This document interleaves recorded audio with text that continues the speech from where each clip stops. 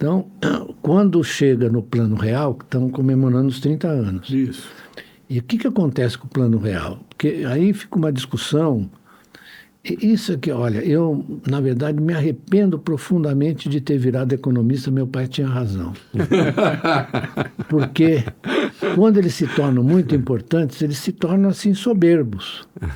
Né? E a gente precisa ter a humildade de saber que a gente sabe pouco. Tem que sempre estar estudando e vendo para saber. Né? Então, aí o que acontece com o Plano Real? Em 1991, você teve uma crise econômica que é pouco registrada. Nessa crise econômica, a reação do Federal Reserve, do Banco do Japão e de outros bancos foi de expandir a liquidez. Então, veja você que você estava com uma inflação muito alta, com correção cambial também muito violenta. Por quê? Porque você corrigiu o câmbio sempre procurando acompanhar o aumento de preços, certo? Ali era o contrário. Então, o que acontece? Quando você teve essa expansão monetária de fora para dentro, né? Expansão monetária da liquidez internacional, se vocês me permitem essa expressão,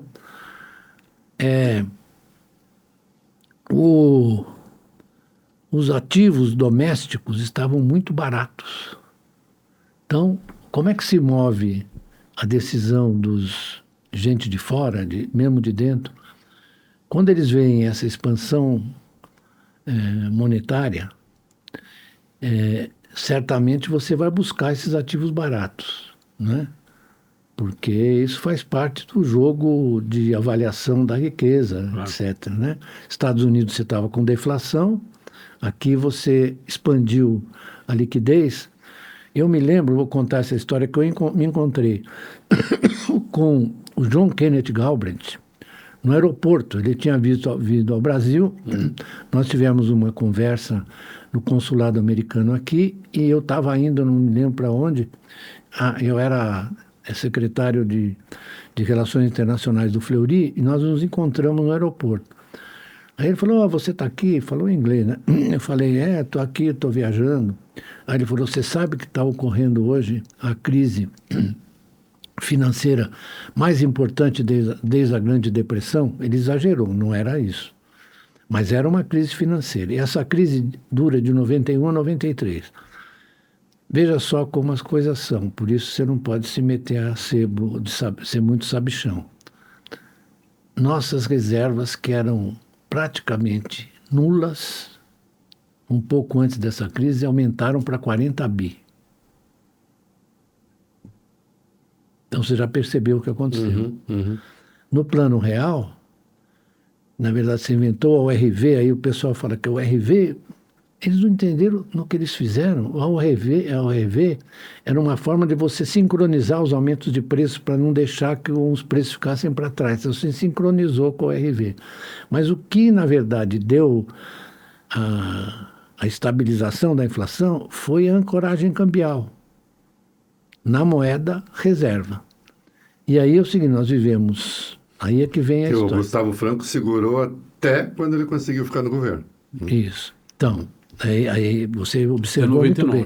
Com a máxima desvalorização do real, por exemplo. Isso, aí o que houve? As reservas brasileiras subiram a 70 bi. E o Plano Real tinha taxa de juros. Sabe qual era a taxa de juros Selic real, média do período? Foi 24%. Real, não estou falando nominal, estou falando real. Então, com essa taxa de juros, mais a valorização cambial... O dólar vinha, né? O dólar vinha. Veio até um determinado momento. Aí ocorre o quê? Olha só. Ocorre a crise 94, você tem já a crise mexicana. Segunda crise mexicana. Depois você tem a crise asiática. Isso. 97 e 98. E depois você tem a crise russa. Você se lembra? Se lembra bem. E tem a crise russa, a crise do LCTM. As reservas que estavam em 70 bi, mais ou menos em torno de 96, 97, passaram para 26. Vocês devem se lembrar do Paulo Henrique Amorim, na Bandeirantes. Ele abria o noticiário dele falando: hoje saíram 5 bilhões, hoje saíram 6 bilhões. Lembra disso? Sim. Saía assim, é uma catadupa, saía uma grana preta. E aí teve que fazer desvalorização, né? Que teve a banda diagonal endógena, né? Isso. Você se lembra da banda diagonal endógena? Lembra? Até Então, porque é impossível esquecer esse nome. então aí eu vou contar uma história pitoresca para você. É que o meu amigo Eduardo Rocha Azevedo, que é meu sócio na Facamp, né? Me telefona, eu estava num Aras com meus filhos, um Aras de um amigo meu, que também era um palmeirense, formidável, pena que tenha morrido muito cedo. E ele me pergunta: que é essa história de banda diagonal endógena? Eu falei: ô Eduardo, a última banda diagonal que deu errado foi a do Flávio Costa em 1950, nós perdemos do Uruguai. Você se lembra que tinha a banda diagonal? Foi um chute. O fute. Ele falou: então entendi. Entendi. Tá bom. Entendi. Cai fora.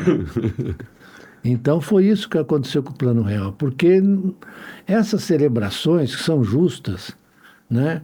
Porque foi bem sucedido, foi uma coisa inteligente, eles perceberam o momento, mas depois do desenvolvimento, na execução do plano, na gestão do plano, é o que você falou do Gustavo Franco, né? As pessoas acabam se ali apaixonando pelo negócio, e não é assim que funciona. Você tem que ter um pouco de visão, que precisa tomar cuidado, etc. Mas era muito difícil, eu reconheço que era muito difícil. A gestão não era uma coisa banal, né? E teve as consequências que teve, tanto que o Fernando Henrique teve a segunda eleição, né? A segunda eleição, e aí logo em seguida, em 2002, foi eleito o Lula, né? Porque as consequências não foram satisfatórias, né? E o senhor acha que hoje nós corremos risco, como diz o presidente do Banco Central, Roberto Campos Neto, de ter uma escalada inflacionária caso nós não mantenhamos a taxa de juros nos patamares, ou no patamar que se encontra, ou eventualmente até maior? Não, mas veja que durante todo o período Lula, é claro que você tinha o benefício do ciclo de commodities, que isso é muitas vezes esquecido, né? O ciclo de commodities foi muito importante para abrir espaço para o governo Lula, sim, por exemplo, promover a taxa de investimento, que hoje em dia está em 16%, formação bruta de capital fixo, naquela época chegou a 21, 22%, que para os padrões brasileiros é bem elevada. Como colaborou para a reserva, para estabilizar a reserva no patamar? Bom, isso aí que você está dizendo é muito importante, que essa é a diferença. Por que o Brasil não vai ter hiperinflação? Não vai ter isso? Porque nós temos reservas parrudas. E o nosso amigo Paulo Guedes andou mexendo nas reservas. Eles eram de 380 bi, passaram a 251. Deixa aí. Eu até num debate eu falei: vamos parar de mexer nas reservas, porque os caras ficam inventando, vai pôr a reserva aqui. Não, deixa a reserva aí.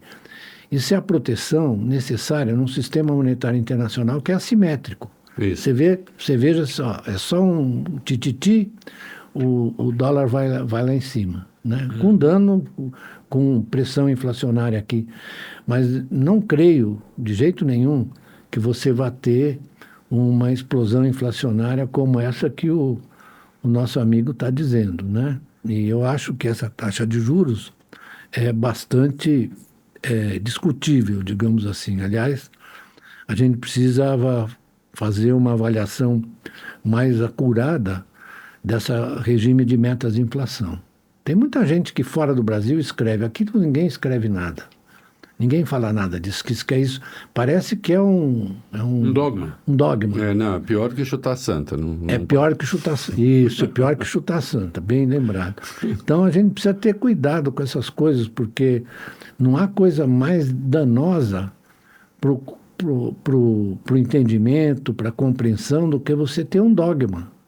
Dogma é no tempo que eu era jesuíta, eu acreditava.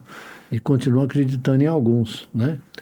Mas o dogma não serve para o conhecimento Até porque a humano. gente tem, né, professor, uma meta de inflação de 3%, que é a inflação dos Estados Unidos. Sim, então. Isso. Quando a gente...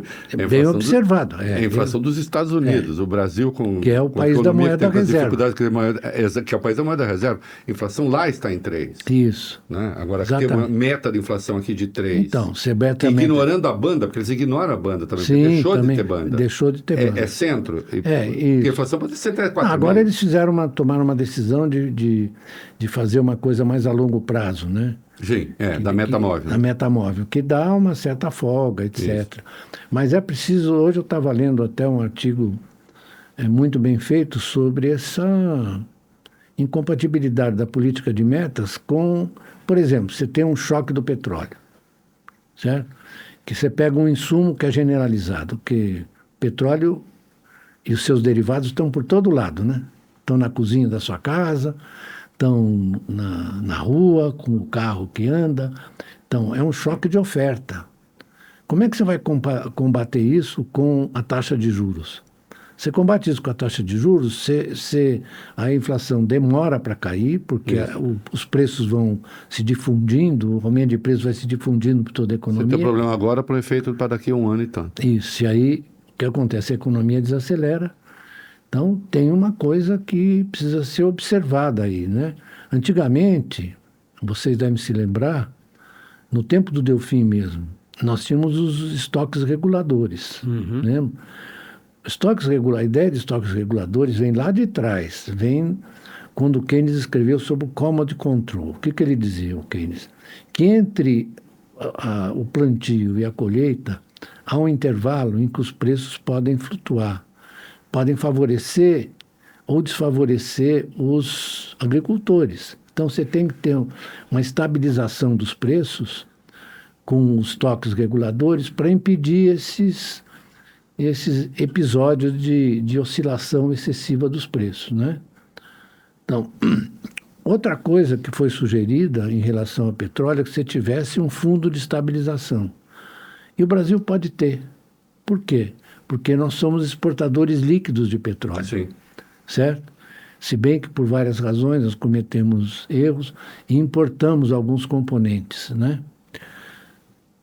Apesar de nós termos as refinarias, etc. Mas importamos derivados, né?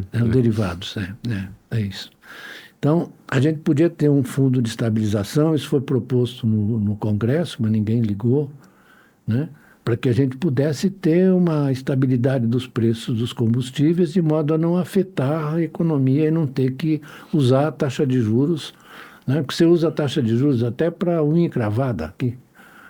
Né? Numa das mensagens do Banco Central, e achei, eu não entendo economia, mas achei escandaloso que se citasse até a questão do Rio Grande do Sul para pregar a prudência com a questão da inflação, do juro. Eu disse, não, peraí, mas então agora o que a gente vai fazer? A cada catástrofe a gente vai passar isso para a taxa de juros?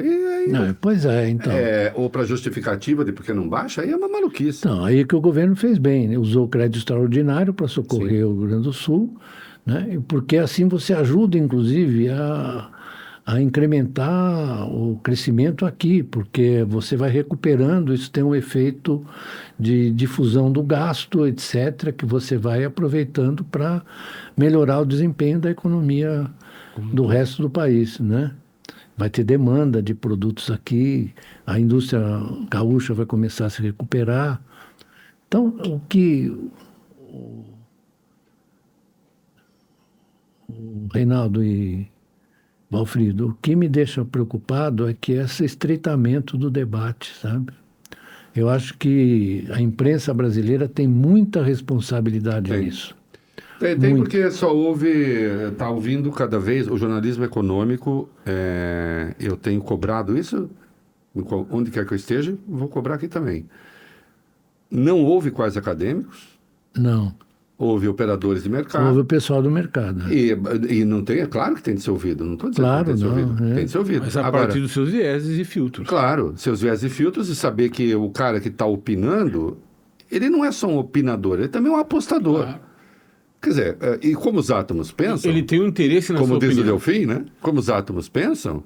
Então, é claro que a opinião dele, a opinião de um acadêmico, bom, aí ele pode estar certo ou errado.